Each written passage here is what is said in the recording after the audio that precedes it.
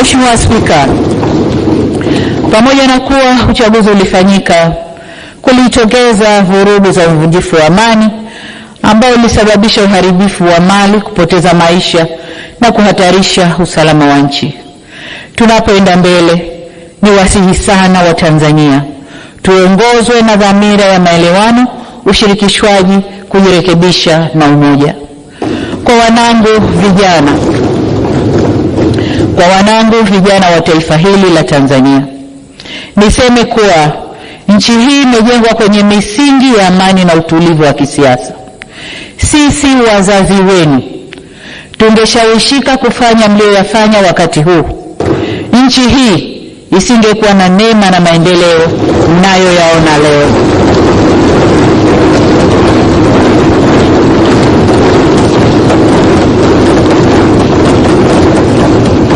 Mheshimiwa Spika, nataka nirudie hilo kwa wanangu vijana wa taifa la Tanzania. Sisi wazazi wenu, kama tungeyafanya mlioyafanya nyinyi, nchi hii isingekuwa na neema na maendeleo mnayoyaona leo.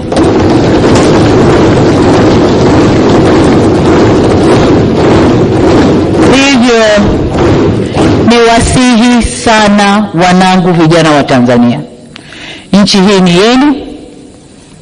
Kwa shida zozote zile zinazowakabili, msikubali hata siku moja kushawishiwa kuichoma nchi yenu wenyewe.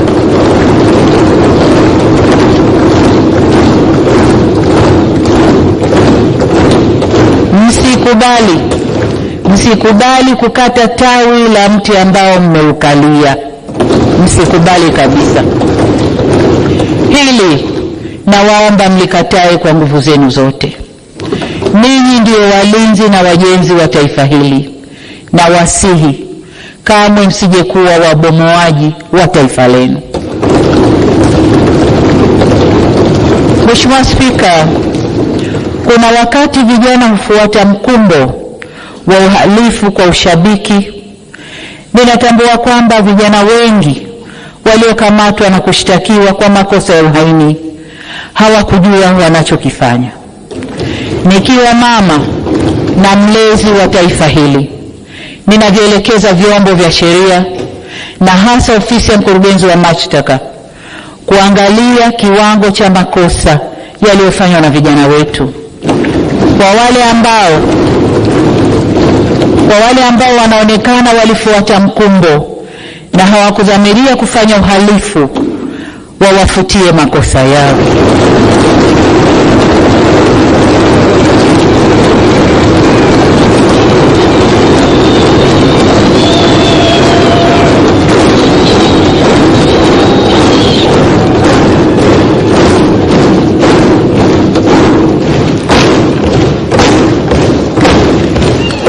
Asante Mheshimiwa wabunge, nashukuru.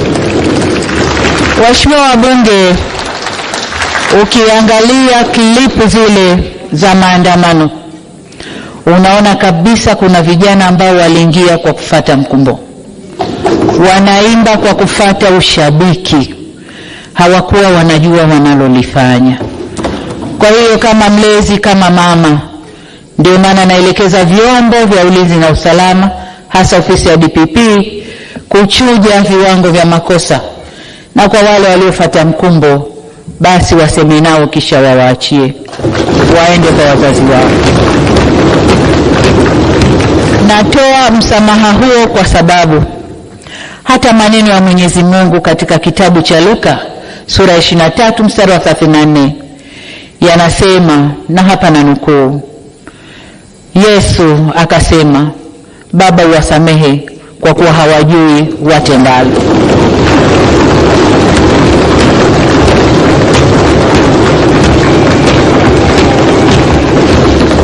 Ndugu zangu wa Tanzania, tujifunze kutokana na mapito yetu.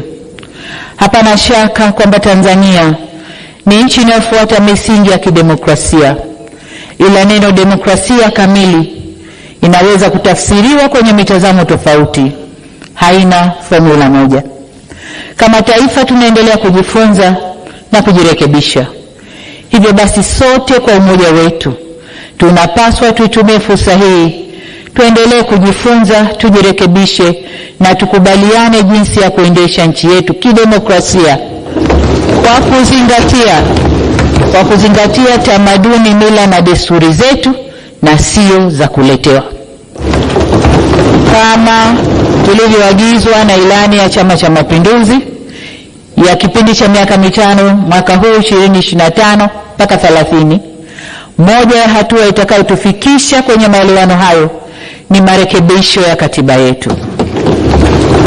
Serikali imeahidi kuanza kulifanyia kazi suala la mabadiliko ya katiba ndani ya siku 100 za muhula wa pili wa awamu ya 6 kwa kuanza na tume ya usuluhishi na maelewano. Mheshimiwa Spika, tunapozungumzia umoja wa kitaifa tunaongozwa na uwepo wa tunu ya muungano wetu. Hivyo basi kuhudumisha, kuimarisha na kuenzi muungano wetu kutaendelea kuwa kipaumbele cha serikali tunayoiunda. Tutaendelea kuchukua hatua madhubuti kuhakikisha tunatatua changamoto za muungano kila zinapojitokeza. Mheshimiwa Spika, serikali ya awamu ya 6 iliendeleza tulioanza katika awamu ya 5, na hivyo kauli mbiu yake ilikuwa kazi iendelee. Ninyi ni mashahidi, waheshimiwa wabunge, kuwa kazi iliendelezwa na mengi yalikamilishwa. Kama nilivyoeleza katika hotuba ya kufunga bunge la 12 la Jamhuri ya Muungano wa Tanzania tarehe 27 Juni mwaka huu 2025. Niwahakikishie katika miaka mitano ijayo tutalinda na kuendeleza mafanikio haya pamoja na kuleta mafanikio mengine na makubwa zaidi. Katika kipindi cha kampeni, mimi na mgombea mwenza tulitembea nchi yote kuomba kura na tukisikiliza na kuyabeba matakwa na mahitaji ya wananchi katika kujenga nchi yetu kwa maisha bora zaidi ya baadaye. Tuliahidi kuwa wakitupa tena dhamana ya kuongoza taifa letu, tajielekeza katika kutekeleza kauli mbiu ya kazi na utu, tunasonga mbele. Yaani kuhakikisha kuwa jitihada zozote tunazozichukua za kuleta maendeleo nchini zitalenga kuinua, kuongeza thamani ya utu wa watu wetu wa Tanzania. Hakika tulisikiliza na kuelewa matamanio ya wananchi ya kupata serikali inayoshughulikia changamoto zao kama vile suala la gharama za maisha, kuongeza fursa za kazi na ajira ili waweze kujiendeleza kiuchumi na kuimarisha ustawi wa jamii zetu. Nataka niwahakikishie kwamba serikali itachochea upatikanaji wa fursa za kiuchumi na kujenga matumaini kwa vijana, wanawake, makundi ya watu wenye ulemavu na hata wazee kuanzia mijini mpaka vijijini. Mheshimiwa Spika, na masuala ambayo niliahidi wananchi kuwa tutaanza kuyafanyia kazi ndani ya siku 100 za mwanzo za kazi. Kwanza kabisa linahusu utumishi na utawala bora, nalo ni suala la uundwaji wa serikali. Niliahidi wananchi kuwa serikali nitakayoiunda itawajibika na kuendelea na mageuzi ya sera zinazogusa maslahi na ustawi wa maisha ya wananchi moja kwa moja. Hivyo basi ni lazima viongozi wa serikali kwa ngazi zote kuanzia mawaziri hadi maafisa tarafa wawe karibu na wananchi ili kuweza kufahamu changamoto zao na kuwajibika kwao. Kwa kuwa ahadi tulizozitoa ni nyingi, matamanio ni mengi, matarajio ni makubwa na muda wa kuyatimiza haya ni mchache, tutaongeza kasi ya utekelezaji wa mipango ya serikali ili tuweze kufikia malengo tuliyojiwekea. Na yasema haya mapema kwa watendaji waliopo serikalini, na mnaona makatibu wakuu wako hapa, na wale nitakaowateua kwa ajili ya kujitayarisha kisaikolojia na kujipanga vyema kufanikisha malengo hayo. Wananchi wanahitaji mabadiliko chanya kwa maendeleo. Watendaji msipobadilika kuendana na matarajio ya wananchi, tutawabadilikia.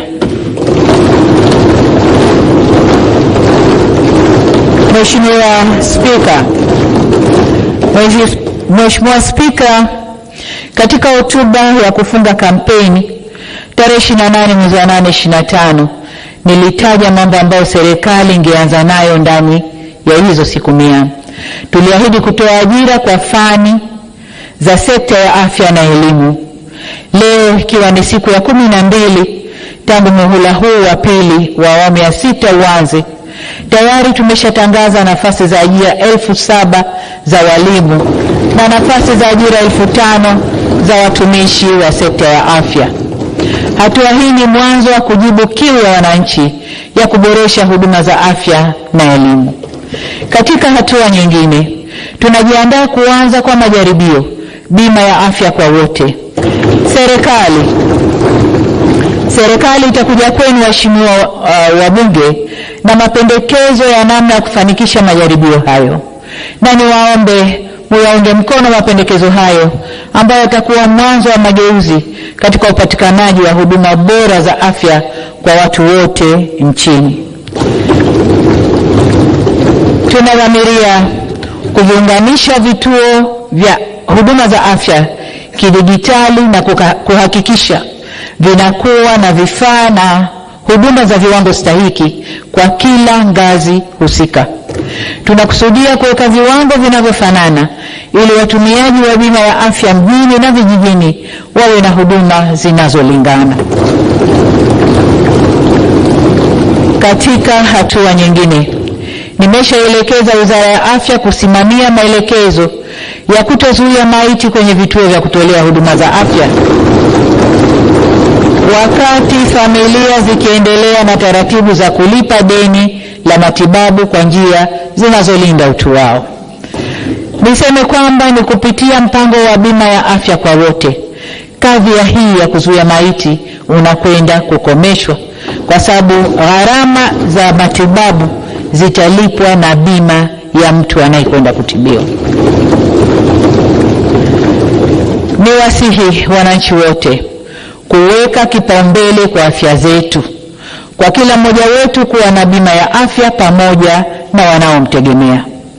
Mheshimiwa Spika, ilani ya Chama cha Mapinduzi ya mwaka 2025-2030 imeahidi, na mimi nilitangaza ahadi hiyo, kwa nitaunda tume ya kuanzisha mazungumzo ya maridhiano na upatanishi na kuandaa mazingira ya kuanza mchakato wa mabadiliko ya katiba. Hata hivyo, kutokana na uvunjifu wa amani uliotokea nchini, tunahitaji kwanza kufanya tathmini ya kina ili tujue kiini cha sababu ya kadhia hiyo, na ndipo tuunde tume ya maridhiano. Katika muhula wa kwanza wa awamu ya 6 tulikuja na falsafa ya R4 ili kuliunganisha taifa. Serikali ilionyesha utayari wakati wote kuleta maridhiano ili kwa pamoja tuweze kujenga na kulitunza taifa letu. Serikali ilinyoosha mkono na kuwavuta na kuwakaribisha vyama vya siasa, vyama vya kijamii, sekta binafsi na hata jumuiya za kimataifa ili kwa pamoja tuijenge Tanzania. Waheshimiwa wabunge, mkono huo wa urahimu ulileta matumaini kwa nchi.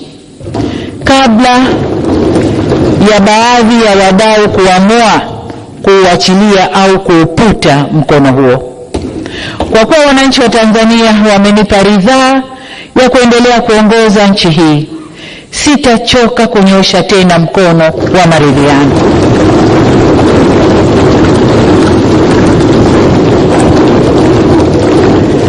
Ni matumaini yangu kuwa wadau wa kisiasa watapokea kwa dhati mkono wa maelewano ili kwa pamoja tujenge mazingira mwafaka kwa maendeleo ya taifa letu. Tutajifunza kutokana na makosa na mapungufu ya taasisi zetu za kidemokrasia.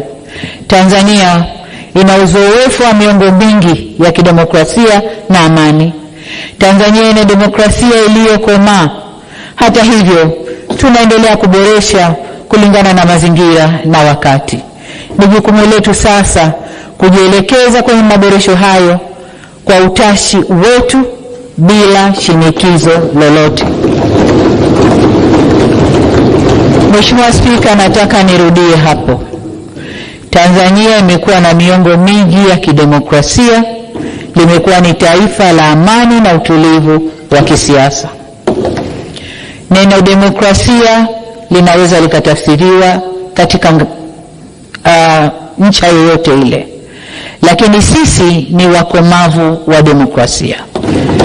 Pamoja na hayo, katika safari yetu ya kuendesha Tanzania kidemokrasia, tuko tayari kujifunza na kujirekebisha.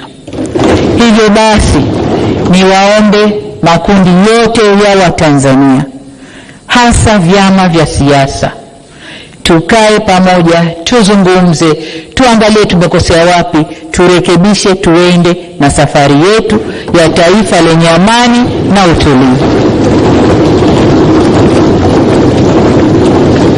Na haya yatafanyika kwa kufuata mila, desturi zetu, miongozo yetu, kanuni zetu, mitindo yetu ya maisha, na sio kwa shinikizo.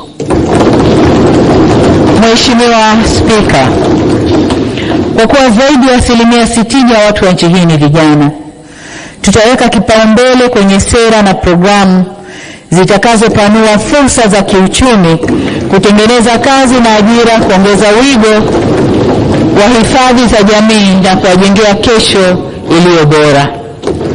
Ili kuhakikisha vijana wanapata nafasi ya kushiriki katika kujenga mustakabali mwema wa taifa letu, tutaweka kipaumbele kwenye ushirikishwaji wa vijana katika masuala ya maendeleo yao.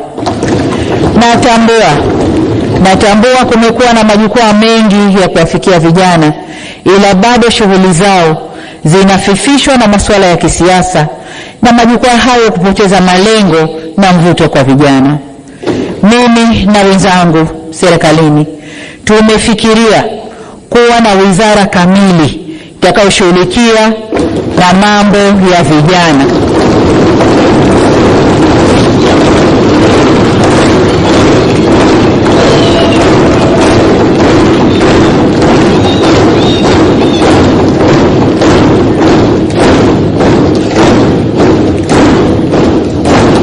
Asante sana.